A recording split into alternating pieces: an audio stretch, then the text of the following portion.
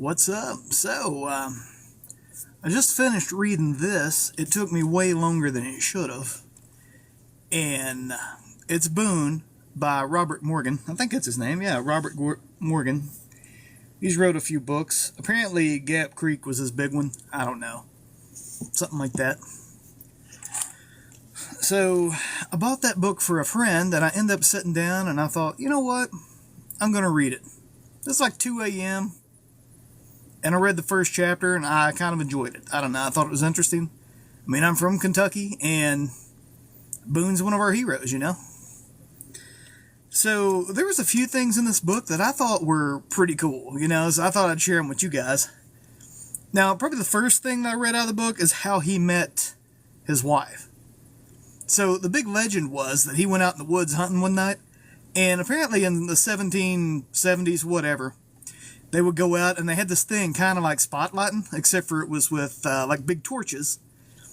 And I guess he went out in the woods going deer hunting at night, and he saw the brights of the eyes, and he was about to shoot, and he discovered that it was one of the neighbor kids or whatever. Turned out it was his wife, or future wife. So that was kind of neat. Of course, I think the real story was they were cherry picking or whatever, and like some kind of event. They all got together, and it was like, oh, hey, da-da-da-da-da, gonna eat some cherries, gonna make some friends, and then I think they got married 2 years later. So that was kind of neat. Let's see. So, another thing that was in the book that I thought was interesting is, so they had a siege on Boonesboro after they'd already built the fort and whatnot. There was a bunch of Indians waiting, and they were going to sign a peace treaty. Turns out it was sabotage or whatever. I mean, well, not sabotage. What's the word? I can't remember. Well, they jumped them. They were going to try to take them out in the woods, do whatever, you know. Well, all the guys got back into the fort, and the thing that I thought was interesting was there was lost documentation. Like, they had documents with everybody's signature on it, and this whole peace treaty that didn't even exist, and those papers got lost. So, in my mind, it's like, they're lost to history, but not lost forever, you know? I mean, that's just down the road from me here. I mean, that's less than an hour away, that you could have papers from the 1700s in someone's attic, and I think that would be pretty neat, you know?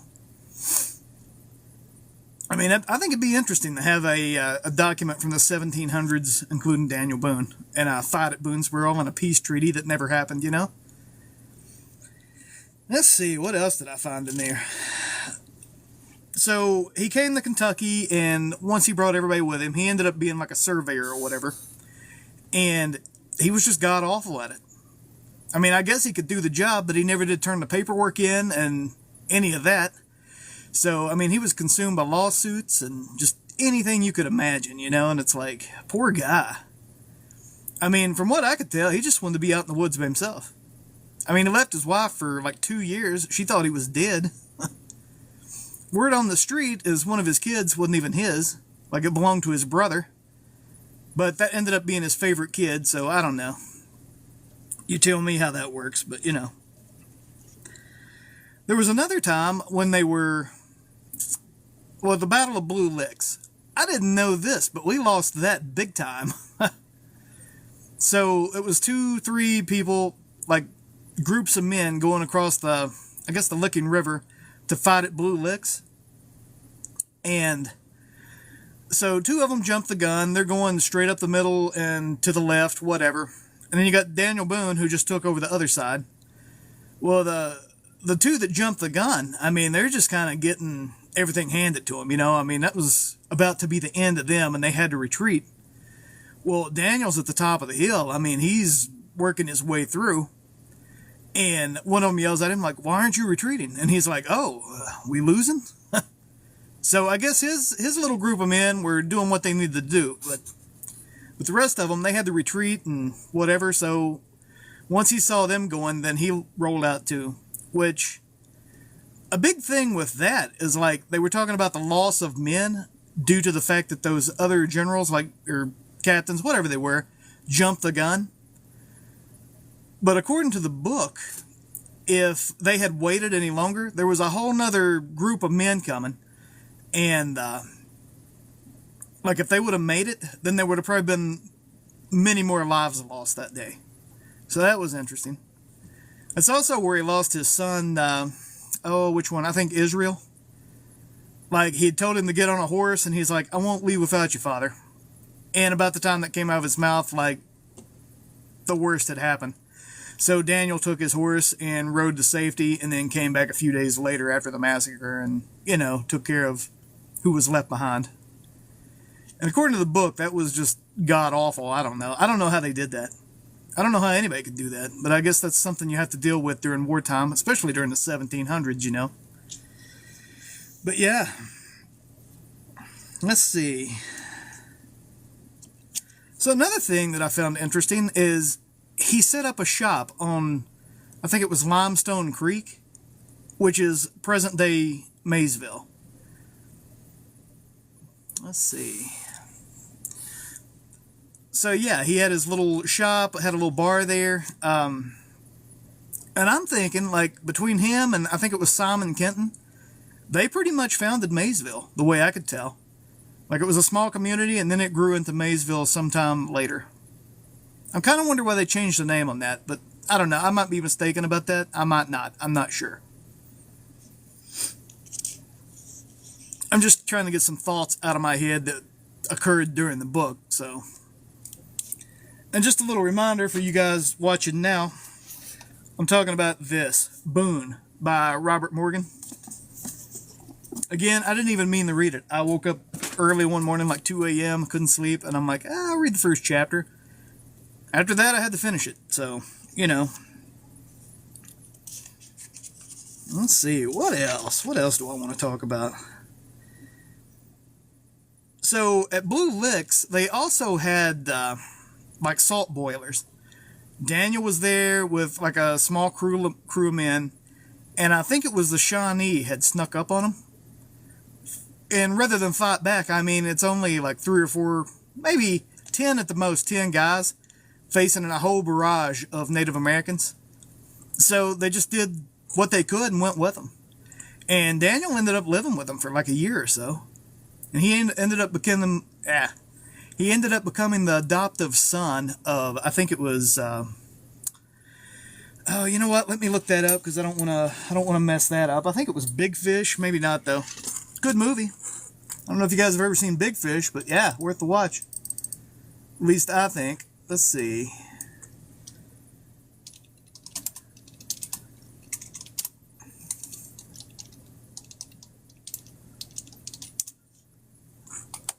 Blackfish, not Big Fish. So yeah. So he lived with them for a while. And then, I don't know, I guess he gained their trust or whatever.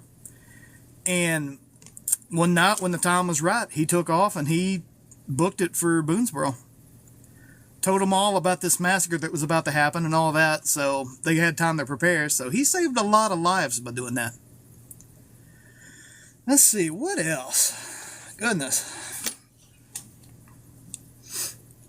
I tell you, the thing that blows my mind about Daniel Boone is he ended up leaving Kentucky because it was too crowded for him. That's what he told everybody. And the thing about that is he basically destroyed what he loved. He wanted the silence of the nature and just to be left alone, go out hunting. He wanted the danger of the Native American tribes that were trying to, get a hold of him. And by crossing the Cumberland Gap and by surveying land and by doing all this, he basically destroyed the wilderness. And I think that's something he came to understand later in life, according to the book. But, yeah. And it's also a thing for me that he literally failed at everything except for what he loved, and that was being a wilderness explorer. Like, you put him out in the weeds, he's doing great. You teach him how to survey, he doesn't file the paperwork, he doesn't file any claims or anything, and just ends up being a complete failure. He ended up in lawsuits, and people were looking for him to pay debts and stuff. So yeah, that was kind of sad, to be honest. Now, toward the end of his life, when he was trying to move further west, he ended up going to Missouri. And that was when it was under, I think, Spanish control. And the guy over it was like, yeah, come on, Daniel Boone. And at the time, you were required to be a Catholic to even live in the territory, but they didn't enforce that. Oh, you know what? Give me just a second, folks. I'll be right back. Alright, I'm back. I don't even remember where I was at, but, I think it was about Missouri, how it was controlled by the Spanish at the time. But, yeah, Daniel Boone had expressed interest in going there, and the guy over the territory, I forget his name, he was one of the Spaniards or whatever, and he was like, yeah, come on, Daniel, because he thought if he could get Daniel Boone out there, then people would follow, which was true. People did follow. I think he went somewhere next to the Missouri River, and apparently that was just a wild river, from what I understand. Like, the land that Daniel Boone owned in Missouri has basically been wiped out due to the back and forth of the river. I guess it was probably a river basin or something, I'm not sure. They said during the winter that it would almost go dry, and then when spring came, like, the ice floes would break and it'd become a raging torrent, which was insane. Which leads me to another thing about Daniel Boone. I did not know that he got to hunt at Yellowstone. Like, to me, the fact that he made it that far west, that's pretty wild to me, especially in that old of age. I mean, he was somewhere in the vicinity of probably 70, 75. I mean, and think about that. I mean, he's not taking a car, he's not flying, he's not doing anything. Most of it was probably by horseback and probably foot. I mean, that's a pretty good journey for somebody 75 years old, you know? I mean, to be fair, I don't know if I could do it now on horseback and foot. I'd like to think I could, but, I mean, when the hooves meet the dirt, who knows, you know? Let's see, what else?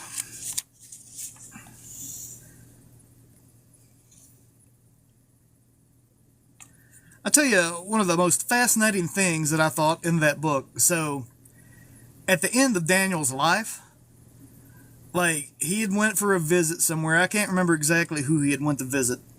Obviously, I'm all over the details here, you know.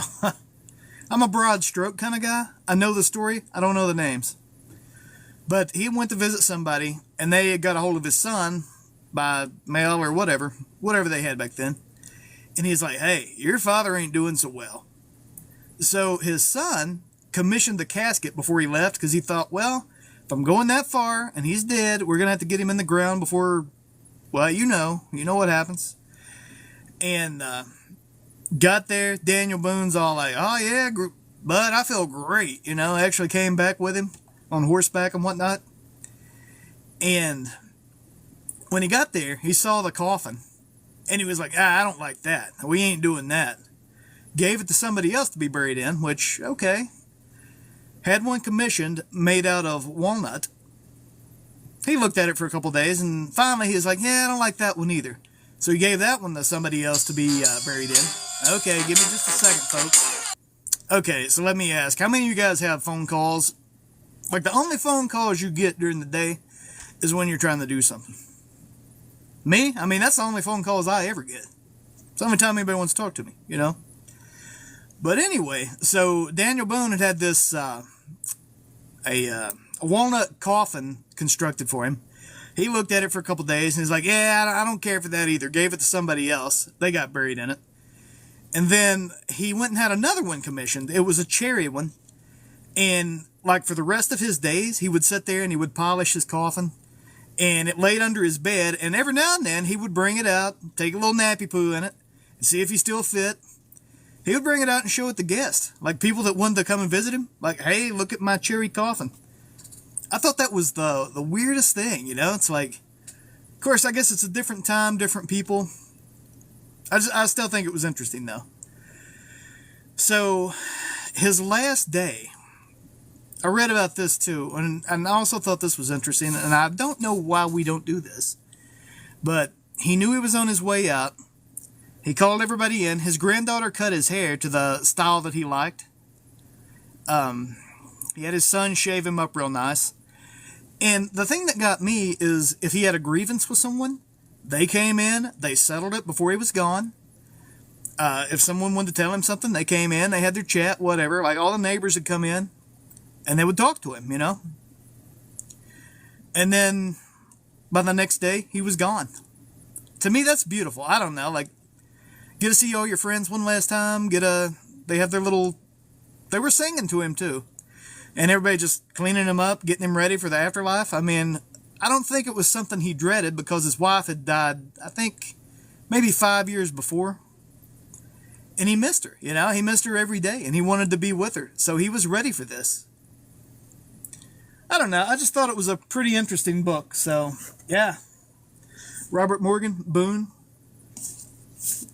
Which, I went online and I read some reviews of this, and after the fact, and one of the reviews was like, Robert Morgan was a Daniel Boone fanboy. And it's like, why would you read a biography about Daniel Boone if you wasn't expecting to hear something about Daniel Boone, I mean, that's my thoughts, but, I mean, what do you guys think about that? What's your thoughts on Daniel Boone? I mean, I personally thought it was a pretty interesting story, and I mean, I'm from the home of Boone, so, one of his homes. I guess he lived like 10 different places, but, But yeah, it was 450 pages of Daniel Boone and what he did and how he did it. It's just a shame that he was such a failure with surveying and all that, I mean, he basically died without any land whatsoever, from what I could tell. And I mean, he had been granted, like, I think 10,000 acres from the Spanish government, which when the Louisiana Purchase happened, that went to Congress to be voted on. They're like, nah, he didn't do anything to keep that, so they took it back. I think they ended up giving him 1,000 acres just because he was Daniel Boone, which, that's nice. Wish somebody would give me something just because I'm this guy, But yeah, it was pretty interesting. Now, I'm kind of wondering what I should read about next. I've got a Ben Franklin biography that I'd kind of like to read. I've got a John Adams biography that I just picked up. I've got, I can't remember the name of it. I think it's called 1776. Some famous author, I don't know. These are my Goodwill books, like $1 a book. I can't afford regular books because, I work for a living, so it's one of them things. I'd kind of like to read something about Davy Crockett, too, but I don't know if I'm there yet. I mean, I might even go off the wall and read something else, but yeah. I'm trying to think if there was anything else that I wanted to say about Daniel Boone.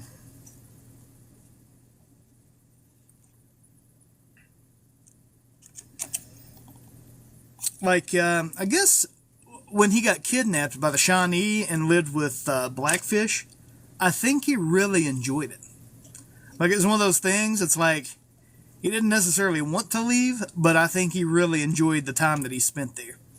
Because, I mean, he was basically one of them, He wanted to live in the woods, he wanted to hunt, he wanted to fish, he wanted to do this and that, Just live a life of nature. Which I can see that, that's kind of nice. But, yeah.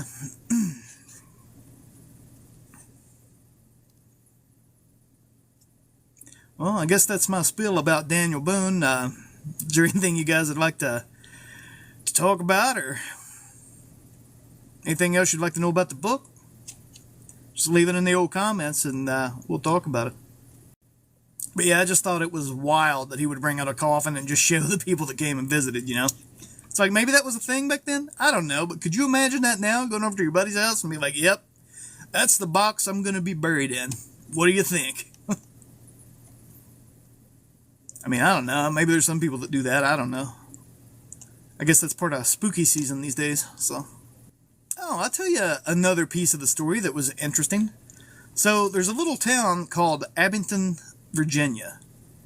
It's like, well, from where I live, if you're going to like Boone or any place like that, if you take back roads and not like 23 the whole way, you go through Abington. It's a nice little town. I don't know. I was there probably 6 months ago for an art gallery. And we ended up going into a antique store. And the antique store was called Wolf Hills. And that was basically when I started reading this book. And I remember the name Wolf Hills came from Daniel Boone, the night that he spent on a mountaintop there. And he fought off like a pack of wolves with one of his buddies. And I thought, well, that's kind of interesting, I mean, I can't say I'd want to do the same, but I mean, if I did and lived through it, yeah, I'm going to talk about it. So, but yeah, it was an interesting book, interesting read, and now I need to figure out what I'm going to read next. And I like how I told the whole thing in like 15 minutes, you know? I mean, that took me like 6 months to read. Terribly slow reader. I'm awful, you know? Alright, folks. Well, I guess I'm going to get off of here because I'm done talking about Daniel Boone now. You guys have fun. Enjoy life. Bye.